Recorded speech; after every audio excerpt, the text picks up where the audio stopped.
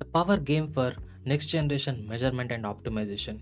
In this video, today we are going to work on smart wireless motor control setup and also refresh our basic fundamentals of electronics. Hello everyone, myself Sampath. I am working as a technical engineer in GSAS Microsystems. So what is this power profiling and why it is used?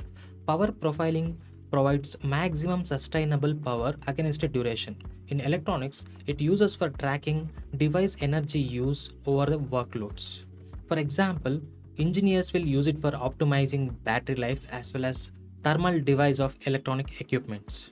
A smart wireless motor control is a revolutionized factory setup which can enable remote management across key industries. When it comes to factory management and automation, it delivers precise control over robotic arms or conveyor belts using GSM networks by allowing seamless control from anywhere.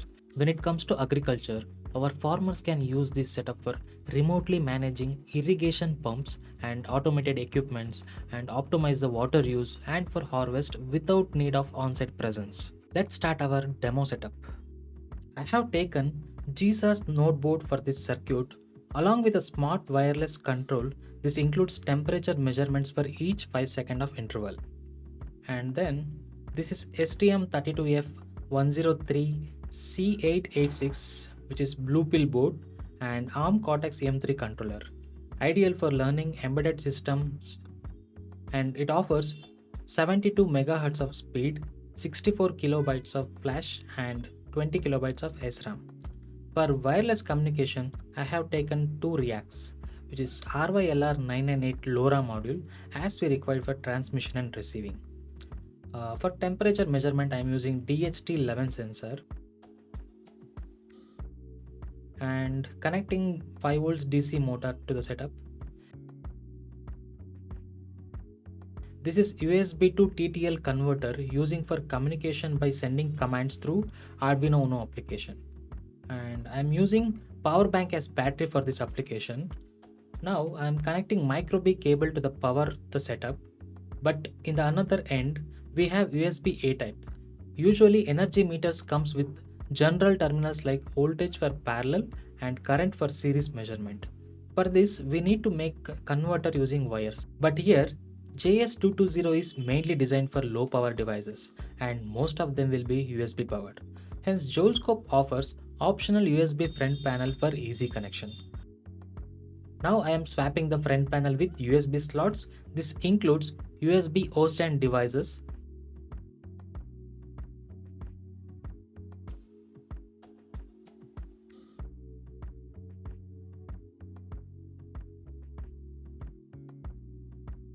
Now the connected setup is ready to analyze. Let's download the Joulescope GUI from the website, which is open source. Now I have opened Chrome, typing joulescope.com. This is the official website for Joulescope. Click on downloads. In this page you can find GUI of JS220, which is open source, and also you can get user interface guide as well as JS220 user guide. Now I am clicking on download for Windows. The setup file is downloading. Now go to the downloads. Here the setup file is ready to install. Click on run as administrator. Here we need to accept the agreement. Then click on next. Here we need to enable to create the desktop shortcut. Now ready to install.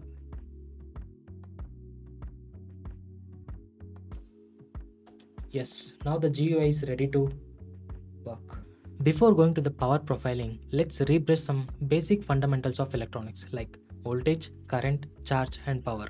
Voltage is an electrical pressure or a potential difference that pushes electric charges through a conductor, which causes the current flow. And the unit of voltage is volt and denoted by V. The current is rate of flow of electric charges and the unit of current is ampere and denoted by I. Charges measured in coulombs, where 1 coulomb is equal to 1 ampere of current flow for 1 second. This quantifies total electrical charges transferred to a circuit. Power in electronics refers to the rate of electrical energy transfer or a power consumption within the circuit, which is typically measured in watt and nothing but voltage into current. When it comes to energy, it is a power integrated over a time, and the unit of energy is joule. Let's start the power profiling using Joulescope GUI. Now, I'm opening the Joulescope GUI. Now you can observe the display. We are observing the signal over a time, which is waveform window. For the digital measurement, we can select multimeter. By this option, we can simultaneously get the signal over a time as well as measured values.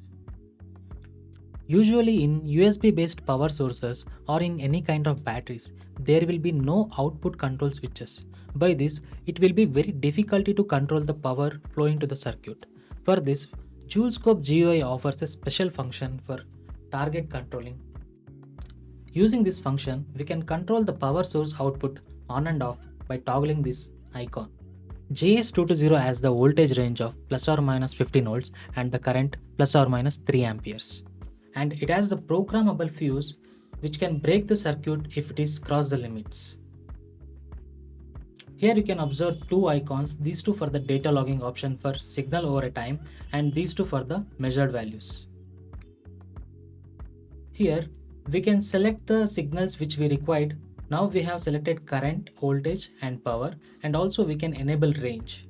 And also if we have connected any GPIO signals, we can analyze here itself. Now we have selected signal frequency of 1 MHz to get the 1 microsecond variations of current. And the statistic frequency is selected for 2 Hz, which means it gives the data log of measured values for each 100 millisecond. Both the current and voltage ranges are in auto and trigger direction is in input. And we didn't connected any GPIO signals now. And here you can set the programmable fuse. Now we are using only predefined fuse. Now let's go to the actual operation.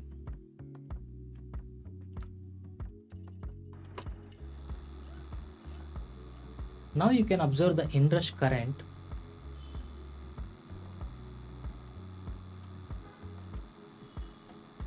Which reached up to 950 milliamp. And the duration of this Inrush current we can analyze using this mark function.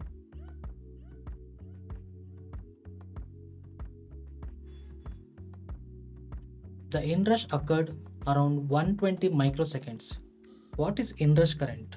So inrush current is just nothing but an immediate draw of current which draws current more than the limited values for the charging of initial capacitors. Here you can observe the 50 milliamps of current is consuming even without operating the actual operation. But this consumption of 171 milliampere is just for the temperature analysis for each 5 seconds.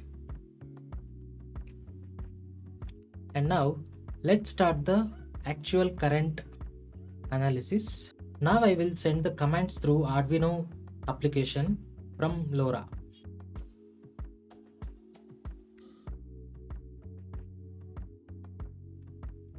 Now I am opening Arduino IDE application.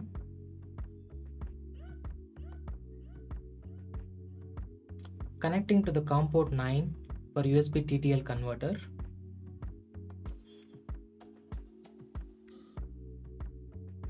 So I just turned on the serial monitor.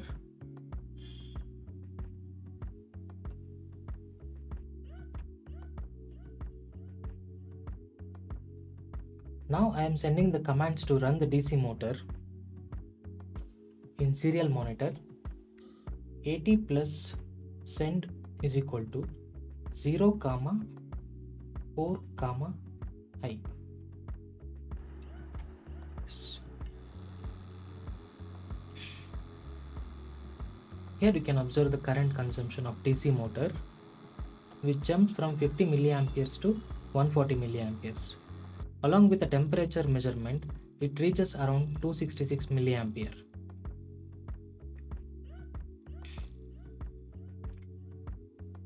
Now we are performing the actual operation, which we call it as an active current. And to log the signal, I can just click on this button and I can just save the waveform, whatever the capture duration.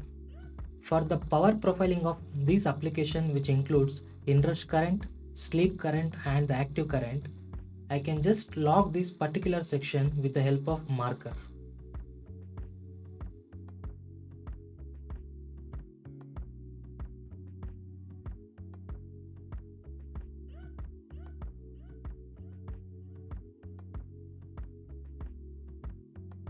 I just want to capture these measured values across the 25 seconds. For this, I have marked from inrush current to active current. Now I just want to click on the right click of mouse to capture this data. So by this, I can export the data from here to CSV. So this is the file type and the directory is in document. In the Joulescope folder, it will be saved. Now I am opening the recorded data log. It will be saved in documents, Joulescope folder, and the file name is recorded with date and time. Here we have recorded the data of voltage and current over the time up to the duration of 25 seconds. So now you can observe the measured voltage and current over a time in this file. I hope by this video you have understood the concept of power profiling, and by now you can unlock your device power secrets with Joulescope JS220. For more information, please reach out to us.